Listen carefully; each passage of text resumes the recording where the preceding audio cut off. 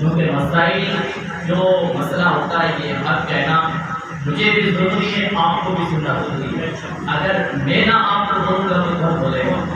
ایک بات کا دل پر لگتی ہے لیکن پھر آدمی کے ذہن کے اندر بات بیٹھتی ہاں صحیح آتی ہے، تو پھر صحیح سن کر آپ کو ہی اچھا لگے گا، پھر آپ پہلے تو کم آتے آپ جتنے بھی لوگ پڑھنے لگے، لوگ اسلام کی طرف پڑھ رہے ہیں، پروگرام پہ ہو رہے ہیں، ہمارے مائیکل وغیرہ میں پروگرام وغیرہ ہوتے ہیں، پہلے نہیں ہوتے دل پہ ہونے لگے، یہ سب ہم بتائیں گے تب آپ کو آئیں، آپ کو بتائیں۔ اب کچھ تو ویسے ہوتے ہیں کہ کھانا کھا کے سو گیا اذان دے دی، اور کچھ گاؤں کے اندر ہو یا نہ ہو، لیکن اپنا وہ سسٹم نہیں ہے۔ اپنے گاؤں کے اندر اگر اتنی سی بھی بات کسی سے گھر سے نکلتی ہے تو مجھے سب سے پہلے مجھے پتا چلتا ہے، پھر اس کا جواب بھی دینا ہمارے لیے بہت ہی ضروری ہے، جواب دینا بھی چاہیے، جو کہ ہمارے بزرگان دین کا طریقہ تھا کہ اگر کسی گناہ کے اندر اسلام کے خلاف کچھ بات ہوتی ہے تو اس کو فوراً جواب دیا جاتا ہے، کیونکہ لوگ اگر ہم جواب نہیں دیں گے تو لوگ غلط مبتلا ہو جائیں گے۔ اس لیے کہ اللہ کا بڑا احسان اور بے خوشی کی دعا ہے کہ ہم آج سے 5 سال پورے مکمل ہو گئے، 5 سال اور 1 مہینہ ہو گیا، ایک مرتبہ نے پاک پڑھے صلاۃ و سلام علیک یا نبی اللہ، صلاۃ و سلام علیک یا نور اللہ صلی اللہ تعالیٰ علیہ وسلم۔ کہیں بھی دورہ ہے اور آپ جو حضرات آ جائیں اور سب اگر پہنچ جائیں تو آپ مجھے اطلاع کر دیں کہ سب پہنچ جائیں تو ہم جماعت کھڑی۔ جو آج ہم جو عید بناتے ہیں عام طور پر لوگوں کی زبانوں پر یہی ہوتا ہے کہ بقرہ عید، لیکن بقرہ عید کس دن بنائی جاتی ہے؟ اس کی یاد میں بنائی جاتی ہے۔ مثال کے طور پر ہم عرس کرتے ہیں، یعنی ہر سال ہمارا عرس ہوتا ہے شرکیہ والا، تو وہ عید کے نام سے منسوب ہے، تب ہم ہر سال عرس بناتے ہیں۔ ہمارا جو ہر تہوار ہے وہ کسی نہ کسی چیز سے منسوب ضروری ہے، ان کی نسبت کسی نہ کسی چیز سے ہے۔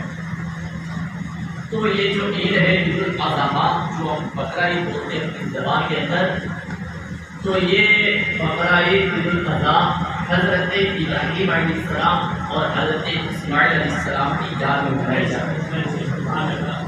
اور حضرت ابراہیم علیہ السلام کو حضرت ابراہیم علیہ السلام کو یہ اللہ کے قریب اور اللہ کے کرم پر ایک آپ بولا جائے نیک بندے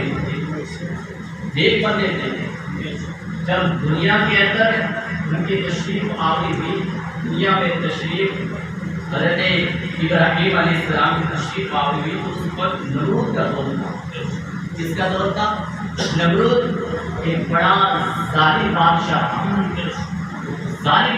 تھا، اس نے اپنے آپ کو خدا سمجھتا تھا، اپنے سامنے سجدہ کرواتا تھا، لیکن جس حضرت ابراہیم علیہ السلام دنیا میں تشریف لائے اور پھر دیکھا دنیا کو کہ کچھ لوگ ہیں پتھروں کی پوجا کرتے ہیں، بادشاہ کی پوجا کی جا رہی ہے، اور کسی کے سامنے کوئی سورج کے سامنے جھک رہا ہے، کوئی چاند کے سامنے جھک رہا ہے، حتیٰ کہ ہر چیز کو خدا بنا رکھا ہے۔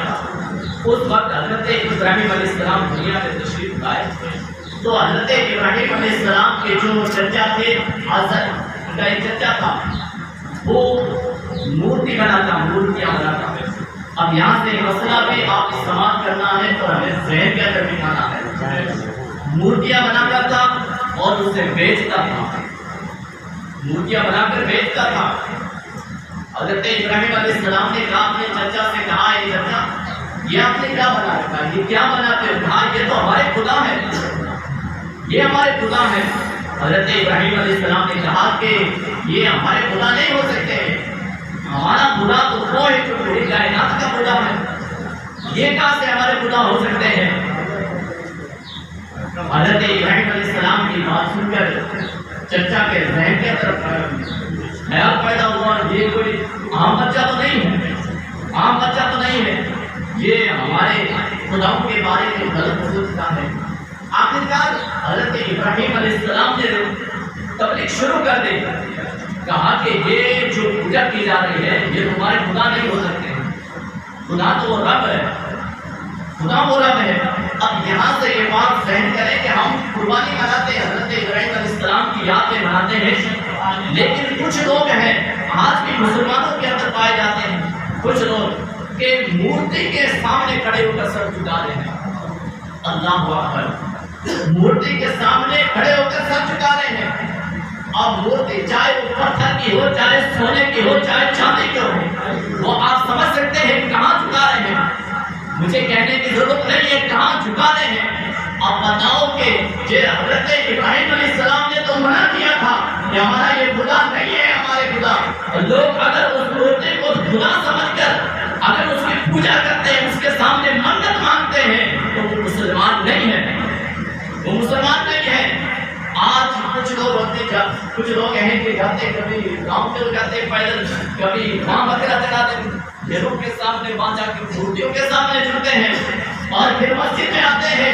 پیارے آقا صلی اللہ تعالیٰ علیہ وسلم کے پیارے دیوانوں، یاد رکھنا اگر آپ نے خدا سمجھ کر اور اسے کوئی اللہ کا ولی سمجھ کر اگر پوجا ہے، آپ نے بکرا چڑھایا ہے تو آپ مسلمان تو نہیں ہو سکتے، اور کچھ ہو سکتے ہو، مسلمان نہیں ہو سکتے اور کچھ ہو سکتے ہو۔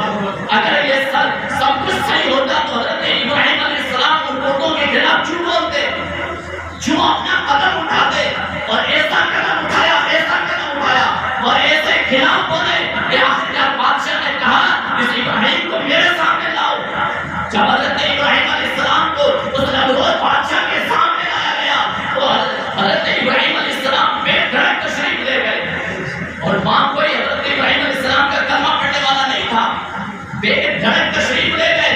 حضرت ابراہیم علیہ السلام نے کہا بولو کیا بات ہے بادشاہ سلامت، کیا بات ہے؟ اس وقت حضرت ابراہیم علیہ السلام کے ماننے والے کوئی نہیں تھے، اور یہیں سے ایک بات نکلتی ہے کہ مسلمانوں ڈرنا نہیں ہے ہمیں، ہم تو اس وقت بھی ہمارا دین عمر تھا جب حضرت ابراہیم علیہ السلام اکیلے تھے اور چاروں طرف کفر کا مجمع لگا ہوا تھا۔ اسی وقت حضرت ابراہیم علیہ السلام نے کہا تھا کہ میرے خدا میرے پیدا کرنے والے، موت دینے والے یہ تمہارے بت نہیں ہے، میرا رب تو وہ ہے جو مجھے پیدا بھی کیا ہے، مجھے موت بھی عطا فرمایا۔ اس لیے ہمیں ڈرنا نہیں ہے، حدیثوں سے ڈرانے کی کوشش کرتے ہیں، ڈرنا نہیں ہے، لیکن آج ہمیں بدلنا ہے۔ حضرت ابراہیم علیہ السلام کے نقش قدم پر چلنا ہے، ان کا طریقہ کیا تھا اس طریقے کو اپنا لو، انشاءاللہ دنیا میں بیڑا پار ہو جائے گا، آخرت میں بیڑا پار ہو جائے گا۔ جب حضرت السلام کو نبوت کے بعد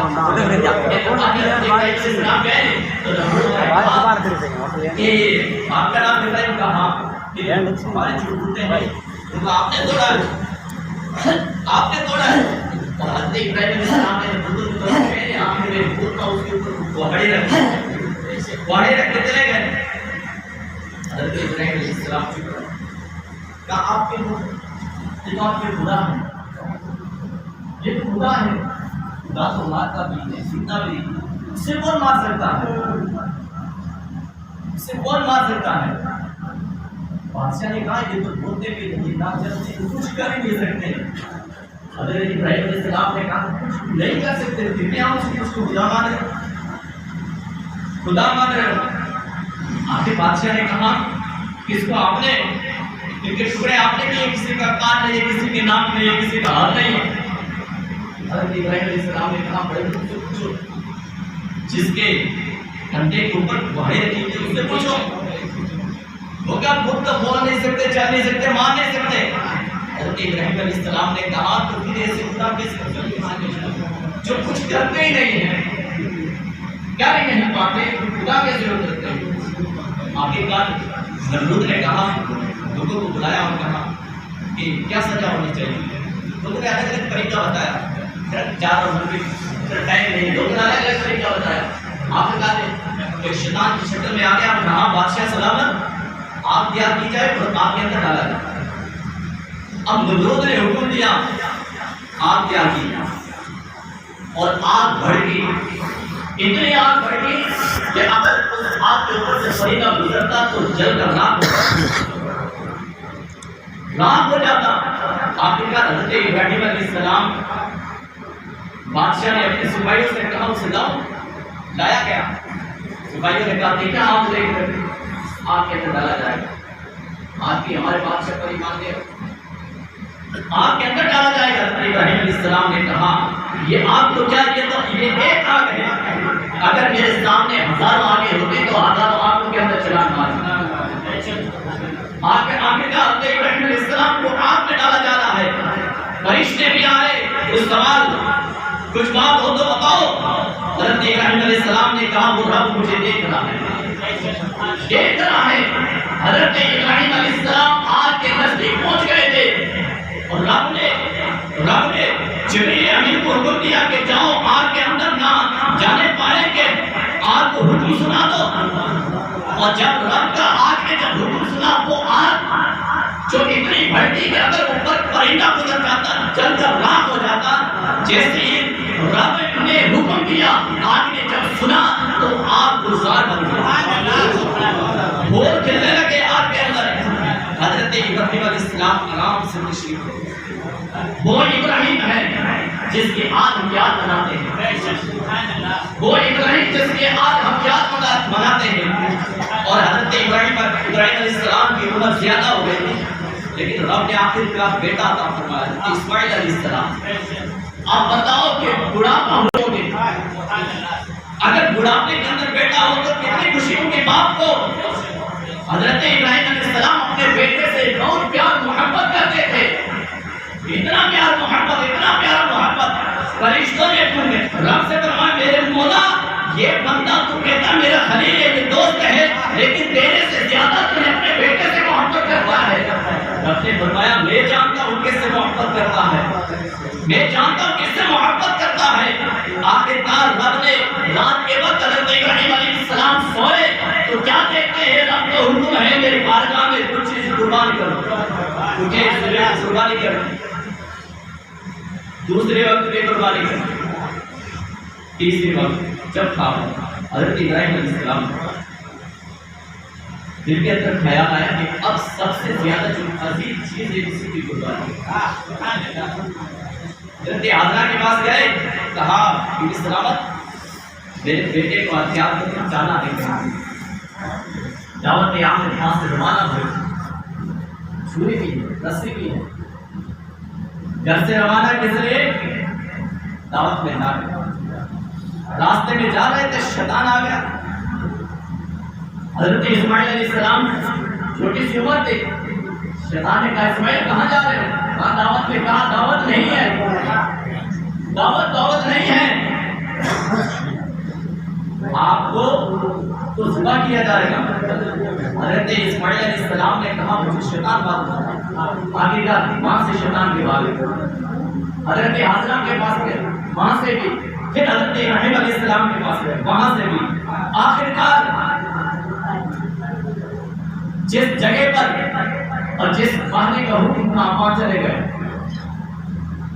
حضرت ابراہیم علیہ السلام نے اپنے بیٹے سے کہا اسماعیل میں آپ کو کس لیے لے گیا؟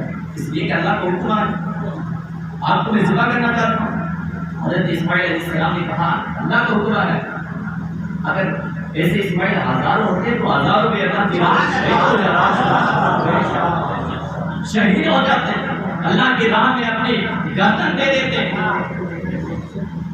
آخر قریب ہوا، پھر دوسری بار دو مرتبہ چھری، ایک مرتبہ چھری پتھر پر مار، پتھر کے ٹکڑے ہو گئے، لیکن پھر بھی چھری نہیں چل رہی، اللہ کا حکم تھا، اللہ کا حکم تھا۔ تیسری مرتبہ رب نے جبریل سے کہا کہ جاؤ جنت سے بیٹا لے جاؤ اور اسماعیل کی جگہ لے جاؤ اور اٹھا۔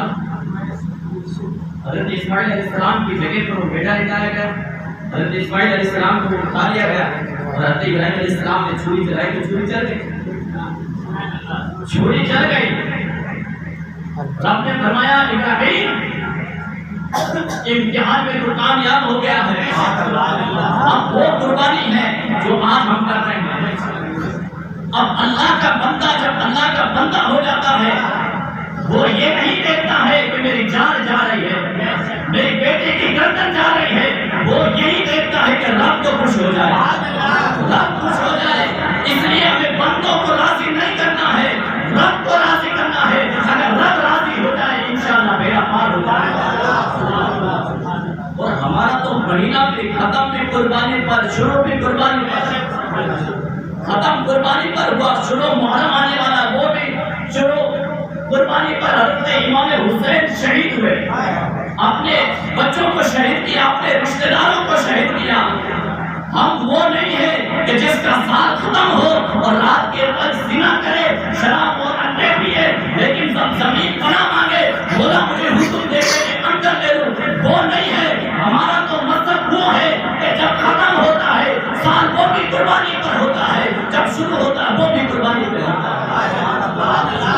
اس مذہب کے ماننے والے ہیں، اس اسلام کے ماننے والے ہیں۔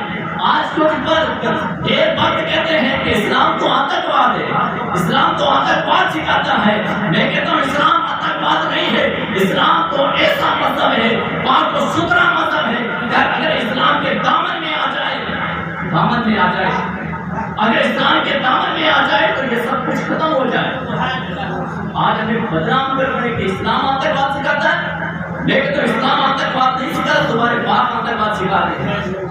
ماں تم خود مار رہے ہو، تم خود قتل کر رہے ہو اور یہ نظام اسلام پر لگا رہے ہو۔ تو اس لیے مسلمانوں کو جاگنے کا وقت ہے، سونے کا وقت نہیں ہے۔ ہم بہت سالوں کے سو گئے تھے، اب یہ وقت بدل گیا، زمانہ بدل گیا، ساری دنیا بدل گئی۔ اب ہم اس دنیا زمانے کے ساتھ میں بھی چلنا ہے، زمانے کے ساتھ میں چلنا ہے۔ اور دوسری بات یہ کہ وقت ایسا بدلا کہ ہر جگہ قلم کام آنے لگا۔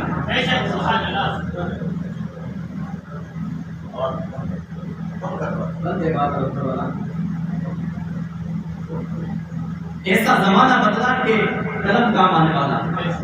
قلم کا مطلب پڑھائی، پڑھائی بغیر کچھ نہیں ہے۔ ہم نے بکری اور بھیڑیوں میں زندگی گزار دی، لیکن وہ زمانہ اچھا تھا، لوگ بھی اچھے تھے۔ لیکن اب بھیڑیوں اور بکریوں میں آپ چراؤ تو منع نہیں ہے، لیکن ہاتھ میں قلم بھی لینا پڑے گا۔ اگر آج ہم اپنے بچوں کو قلم ہاتھ میں نہیں دیں گے، کب دیں گے ہاتھ میں؟ جانے کے بعد۔ اگر آج ہمارے بچے جوانی کے عالم میں ہیں، جوان ہو رہے، آج ہم اپنے بچوں کو قلم نہیں دیں گے، کب دیں گے قلم؟ آج کیا جاتا ہے کہ کورٹ میں ہماری سنوائی نہیں ہوتی، تھانے کے اندر ہمیں سنوائی نہیں ہوتی ہے۔ کون ہے ہمارا ایسا جو جا کر ایک مرتبہ کہہ دے تھانے کے اندر؟ کوئی نہیں ہے۔ آج جو قوم مسلم کے لیڈر ہے وہ تو رشوت کھا کر کے ایسے ڈوب کے رشوت کے اندر کہ ان کا ایمان بھی مکمل نہیں تھا۔ وہ ہمیں نہیں چھڑائیں گے، ہمیں خود جاگنا ہے، اپنے بچوں کو پڑھانا ہے، قلم ہاتھ میں دینا ہے۔ اگر ہمارا بچہ پڑھ جائے گا، کوئی پولیس میں لگے گا، کوئی فوج میں لگے گا، ایسا کام ہو جائے گا تو ہمارا بچہ آئے گا۔ لیکن آج ہمارے بچے، ہم نے بچوں کی زندگیاں خراب کر دی۔ بچہ پیدا ہوا، بڑا ہوا، بکریوں میں چھوڑ دیا، کھیتوں کے اندر چھوڑ دیا کہ اٹھاؤ یہ پیپ اٹھاؤ، فارے اٹھاؤ۔ پیارے آقا صلی اللہ علیہ وسلم کے پیارے دیوانوں، اگر ہمارا ایک مرغہ ہے تو اس ایک مرغے پر پانچ لوگ گزارا نہ کرو، بلکہ ایک مرغہ پر ایک ہی لڑکا رہے۔ دوسرے جو لڑکے ہیں کاروبار میں لگاؤ، بہت کاروبار ہے، کاروبار کی کمی نہیں ہے۔ ہر آدمی کا کاروبار ہونا چاہیے، یہ نہیں کہ صرف ہم نے ایک مرغہ پکڑ لیا مرغے کے اندر بیٹھ جائے، نہیں، کاروبار کرنا۔ اور دوسری بات یہ ہے کہ جو آج جو رشتہ داری کا معاملہ ہے، رشتہ داری توڑنا، پھر لڑائی اور جھگڑے کرنا، ایک اتنی سی بات اور اس کو آسمان پر ہم لے جاتے، اتنی سی بات کو آسمان پر گھما کر لے کر جاتے ہیں اور پھر آپس میں پھوٹ ڈال دیتے ہیں۔ لیکن زمانہ تو کہہ رہا ہے کہ آپ ایک کا پیدا کرو، ایکتا رکھو. جب ہم مسجد میں کھڑے ہوتے ہیں سب کے اندر یہ نہیں دیکھا جاتا ہے یا غریب ہے یا کوئی دوسری ذات والا ہے.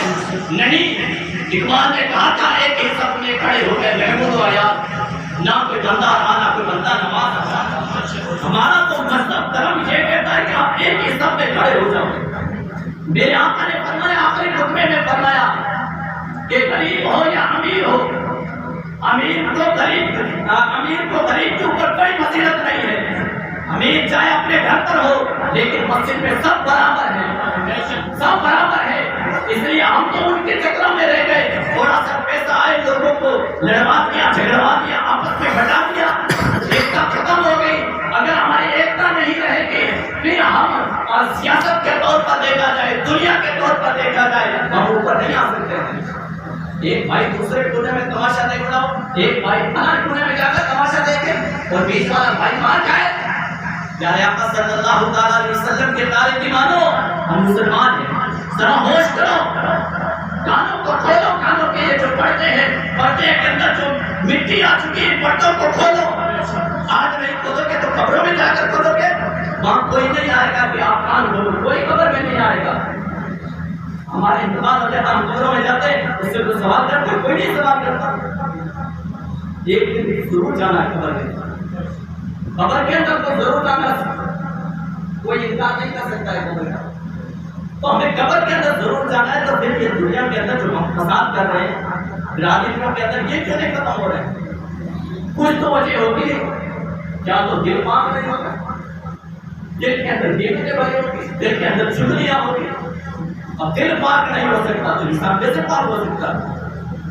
اگر ہمارا یہ دل ہے, دل ایک دم صحیح سلامت خالی صاف ہو جائے تو میں کہتا ہوں ایک جھگڑا کیا, اتنا سے جھگڑے کی نوبت بھی نہیں آئے گی, آواز بھی نہیں آئے گی کہ فلاں کونے میں جھگڑا ہو.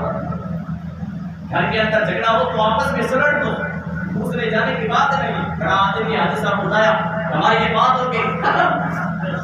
ہم تو یہ کرتے ہیں کہ دوسرے تیسرے چوتھے پانچ گھر پہ لے جاتے ہیں کہ کسی دوسرے کو بلایا جائے, لمبردار کو بلایا جائے. لمبردار کا خود کا گھر صحیح نہیں کرے گا, ہمارا کیا صحیح کرے گا؟ اس لیے کہ ہمارے گھروں کے اندر جھگڑا تو گھر کے اندر ہی آپ اس جھگڑے کو دفن کر دو, دفن ہو جائے گا تو وہ جھگڑا ختم ہو جائے گا. اور دوسری بات, سکول میں بچوں کو پڑھا, پھر مدرسے کی طرف, پھر مدرسے کی طرف اپنا کاروبار ہے, زیادہ ہے, آپ کے بچے 2 ہیں, کوئی بات نہیں, آپ نے اسکول پڑھاؤ, اتنا تو ہو سکے کہ وہاں جا کے سہن تو کر سکے, اس کے بعد مدرسے میں بھیجو, اتنا تو پڑھ سکے کہ نماز تو پڑھ سکے, پاک صاحب کا طریقہ تو پھر یاد ہو, یہ ہو جائے گا سب کچھ ہے. یہ ضروری نہیں کہ آپ مولوی بناؤ, عالم بناؤ, فاضل بناؤ, مفتی بناؤ. اور پھر ایک بات ہے گاؤں کے اندر, گاؤں کی بات ہے تو غصہ مت کرنا. جو شادیوں کے اندر ہم بہت تماشا کرتے ہیں یہ حرام ہے, حرام ہے. بڑے بڑے لوگ بیٹھے, یہ حرام ہے. آپ کہہ دو کہ بغیر ڈھول کی شادی نہیں ہوتی, بغیر ڈھول نہیں ہوگا تو سنسان ہوگا. ڈھول بجتا ہے تو پتہ چلتا ہے لوگوں کے ہاں شادی. کچھ بولتے ہیں کہ شادی تو بار بار تھوڑی ہوتی ہے, ذرا ہوش کرو, موت بار بار نہیں آتی ہے, شادی بار بار ہوتی ہے. شادیاں بار بار ہو جاتی ہیں لیکن موت بار بار نہیں آتی ہے. ایک مرتبہ. پھر اگر گاؤں کے اندر تماشا کرے تو سب سے پہلی ذمہ داری میں آپ کو بتاؤں, دوسری ذمہ داری وہ جو گاؤں کا مکھیا ہو اس کی ذمہ داری. اگر میں نہ بتاؤں گا گناہگار, مکھیا نہ بولے گا گناہگار. تیسری ذمہ داری گھر والوں کی. لیکن آج سسٹم ایسا ہو گیا کہ جب شادیاں ہوتی ہیں گھر والا کچھ نہیں بولتا, تیسرا آدمی انگلی لگاتا ہے کیا شادی چکر میں دیتے ہو. شادی ایک مرتبہ ہوتی, بار بار تھوڑی ہوگی, بار بار تھوڑی ہوگی. پیارے آقا صلی اللہ تعالیٰ علیہ وسلم کی تعلیمات, آج کے بعد شادیوں کے اندر ڈھول تماشا بیج وغیرہ کچھ نہیں لے کر. گاؤں کے اندر بن گئے سب شادی ہونے, بولو انشاءاللہ, بولو سب بولو انشاءاللہ. ہاں ڈھول تماشا نہیں لے کر آنا ہے. ہم نماز تو پڑھتے نہیں پھر اس پر بھی بڑے بڑے گناہ کر رہے ہیں، اس پر بڑے بڑے گناہ ہو رہے ہیں. آپ بولیں گے بڑے بڑے کیسے؟ ایسے گانے کی آواز ہے، ایک تو گانا گا رہا ہے وہ بھی گناہ گا، دوسرا جس کے کان میں پہنچ رہی ہے شاید دیر بھی سننا دیر بھی گناہ گا. اب یہ گناہ کس کو ہوگا؟ جو بنا آدمی اس کو ہو رہے، بنا آدمی ہوگا اس پر یہ گناہ ہوگا. پھر بتایا جاتا ہے کہ ساتھ آنے والے پشتے اور ساتھ جانے والے پشتوں پر اللہ کی لعنت برستی، لعنت برستی. آپ کے گھر کے اندر شادی ہے تو قرآن کا نہیں کراؤ، زندگی میں پہلی مرتبہ تو قرآن کا نہیں کرا لو، شادی کے صدقے میں قرآن کا نہیں کرا لو گے انشاءاللہ قرآن کے صدقے میں سب کچھ صحیح رہ جائے گا، سلامت رہے گا، گھر بسے گا، عمر دراز ہوگی. اگر ہم ان پر نچائیں گے کدائیں گے تو یاد رکھنا پھر حالات آپ کے سامنے ہیں. میرے اس جملوں پر غصہ مت کرنا، غصہ مت کرنا، یہ حق بات ہے اور یہ حرام ہے. ہمیں آج کی بات نہیں ہے، پہلے لے کے آتے کوئی بات نہیں، اللہ معاف کرنے والا توبہ کر لیں، لیکن میں لوگوں کے سامنے کسی کو ذلیل نہیں کرتا ہوں. لے آتے لوگ انگلی لگانے والے بہت ہیں، انگلی لگا کے وہ لے آتے کہ کوئی نہیں ہے. آپ بدعت کراؤ گے کون منع کرتا ہے؟ جب راتی جو آتا رات کے وقت وہ ہماری بچیاں اندر ناچتی ہے کودتی ہے، زمین پناہ مانگتی ہے، زمین پناہ مانگتی ہے. آج کرتی مولا اگر مجھے اجازت دیتے تو میں ان کو اندر لے لوں. ایک بتایا جاتا ہے کہ ایک وقت ایک جگہ شادی تھی، لوگ مست شراب اور زینے کے اندر 50-60 آدمی تھے. آخرکار اللہ کا ایسا قہر نازل ہوا کہ وہاں زمین دس زمین دس گئی. بزرگوں کو کہنا چاہتا ہوں، بزرگوں آپ تم زندہ ہو، اپنے گھروں کے اندر کنٹرول پیدا کرو. اگر شادیاں ہو تو یہ ان پر پابندی لگائی جائے کہ دور تماشا ہمیں نہیں کرنا، نہ ناچنا ہے. ناچنا کس کا کام ہے؟ آپ کو پتا ہے کس کا کام ہے؟ تو آپ جانتے ہیں سب کس کا کام. کون ناچتا ہے؟ کون ناچتا ہے؟ مومن بندہ نہیں ناچتا ہے. ناچنے والے دیکھ لینا کبھی کروڑوں کے اندر گھوم رہے ہو، ہجڑے ناچتے ہیں، ان کے لیے کوئی منع نہیں کرتا ناچو. لیکن ہم تو مسلمان کے گھر پیدا ہوا، ہمارا آنگن ہے، ہمارا آنگن بھی اسلامی ہونا چاہیے. آنگن وہ بھی اسلامی ہونا چاہیے. اسلامی کیسے کہ اس گھر کے اندر قرآن خوانی کروائی جائے، اللہ کا ذکر کیا جائے اس گھر کے اندر. اور میں یہ نہیں کہتا کہ آپ بڑا نہیں، آپ کے پاس اگر 5 روپے ہیں اس کے مطابق ذکر کرو، اگر 10 روپے ہیں اس کے مطابق ذکر کراؤ. آج کسی کو لایا جاتا ہے ناچانے کے لیے، وہ آتے 20-25 ہزار لے کر جاتے ہیں ناچنے کے لیے. اگر کوئی ڈھول بانسے والا آئے تو وہ بھی 10,000 سے کم نہیں لے کے جاتا ہے. وہ 10,000 مسجد میں لگا دو، مسجد میں لگا دو، جب تک وہ چیز رہے گی آپ کی نیکیاں لکھی جائے گی. اپنے بچوں کی شادیاں ہیں ان کے لیے لگا دو کہ ان کی خوشی میں لگا رہے ہیں. جب تک یہ چیز رہے گی آپ کی نیکیاں لکھی جائے گی. ثواب ہر چیز پر ثواب مل رہا ہے، لیکن ہم ثواب سے کنارے کر کے چلے جاتے ہیں، کنارہ کر کے چلے جاتے ہیں کہ ہمیں ثواب تو کمانا نہیں ہے. تو پیارے آقا صلی اللہ تعالیٰ علیہ وسلم کے پیارے دیواروں لوگ حاضر ہو گئے ہیں اور میں نے جو باتیں کی ہیں بالخصوص شادیوں پر یاد رکھا. کچھ لوگ ہیں، کچھ لوگ اپنے گاؤں میں بھی ہیں، وہ اپنے آپ کو بڑا سمجھتے ہیں، بڑا سمجھتے ہیں. لیکن تو آپ سلامت رہیں، آپ اپنے گھروں کے اندر بڑے ہوں گے، لیکن شریعت کے اندر دخل مت دو، شریعت کے اندر دخل مت دو. جو ہمارا کام ہے، جو طریقہ چل رہا ہے، ابھی پچھلی مرتبہ رشید کے بھی بہت بچوں کی پروگرام تھا، کہاں ڈھول تماشے نہیں تھے، کیسے والا تھا لا سکتا تھا، کوئی نہیں تھا. حاجی صاحب کی شادی کوئی نہیں تھا، شادی ہوئی نہیں، شادی ہو گئی، بہت اچھی شادی ہوئی، بہت اچھی شادی ہوئی ہے.